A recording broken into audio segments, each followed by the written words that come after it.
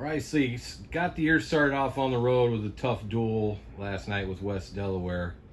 What did you take away from that to help you with Keith Young tomorrow? I think just first of all, we've got some guys that young guys that they're figuring out this high school thing right now, figuring out the level you're gonna have to compete at on a nightly basis. So I think that was the big thing for us right away.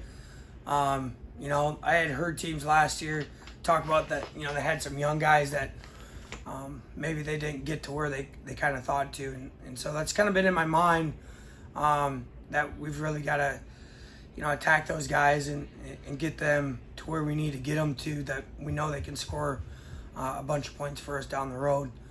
But it's going to be a process to get there. So I think that was a big thing for us. And then just, some areas that we struggled in that we need to get better at. So we need that live competition, to see where we're at exactly and, make some assessments. And that was good for us, starting with a high caliber one because, to be honest with you, I think we've got a pretty good team.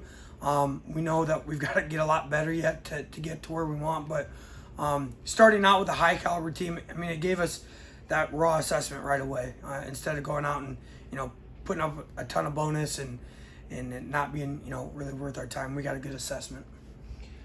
So last year you guys were the hunters. Now this year you're going to be the hunted, coming in as champs. Is that something you like? Well, I don't know. Are we the hunted right now? Yeah, we won that title last year, which was awesome, great end of the season. But there's a lot of good teams in 3A right now that I think have a legitimate shot at winning that title. And I don't necessarily know that we're the hunted. I think we're right in there with about 5 different schools being the hunter. But at the same time, we did win the title last year in 2019, and so that does draw a little target on our back. Maybe a target's a little smaller given the nature of how things are shaping up here in 3A this year. But I think it's great. I think it's helped us in a lot of different ways. Brings a different focus and energy to the room.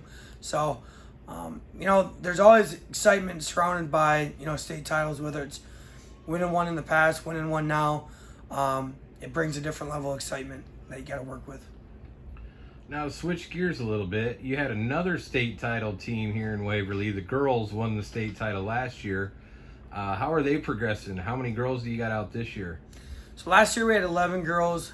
This year we've got 21 right in there. So they're doing a great job. We saw some of the girls that were back from last year start putting in more and more time, starting to get closer and replicate more of what the boys are doing.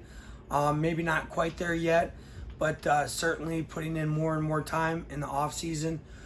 So that's been great, and that's really where we've kind of pushed towards in year 2 is we're trying to get to the point of being very comparable to what the boys are, the expectations of the boys. We knew we couldn't just jump in and start at that point, but our girls have been receptive to it, and things that maybe we don't have set up for them yet, they're like, hey, what are we doing for this? And we're like, that's our next step. So it's exciting to see.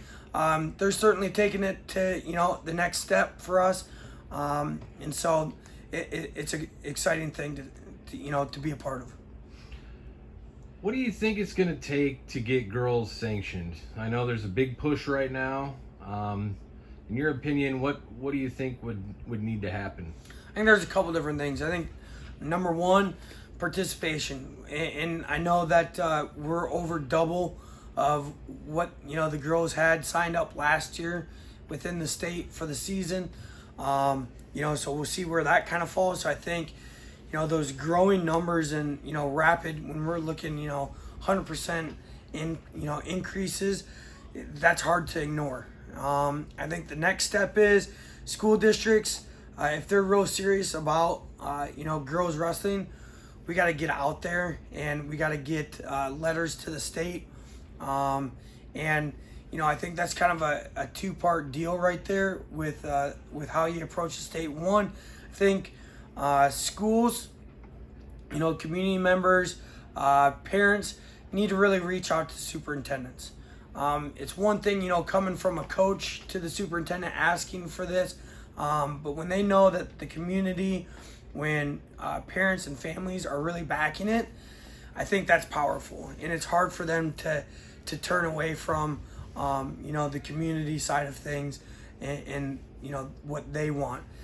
So I think that's one approach that people really need to push for and implement. And then, you know, getting those letters to the state and continue to get more and more girls participating. Now, to finish this up, what is your thoughts on tomorrow? You guys just had a great practice. Kids are working hard. What are you expecting to see tomorrow? Hopefully just improvement. You know, improvement from where we ended yesterday. It's a process. It's step by step. It's piece by piece. You know, we're going to take losses tomorrow at some point. Tell the kids all the time, hey, I don't want anyone to lose, but it's going to happen. At some point, it's going to happen. And, you know, what's next? What's next? Keep building, getting better in things. Hopefully we do some things better than we did yesterday and show that improvement constant. This is a good team. But, you know, to win a title, to beat teams like Dodge and Polk and Bet, we're going to have to get better. And so we're going to have to show that improvement constantly.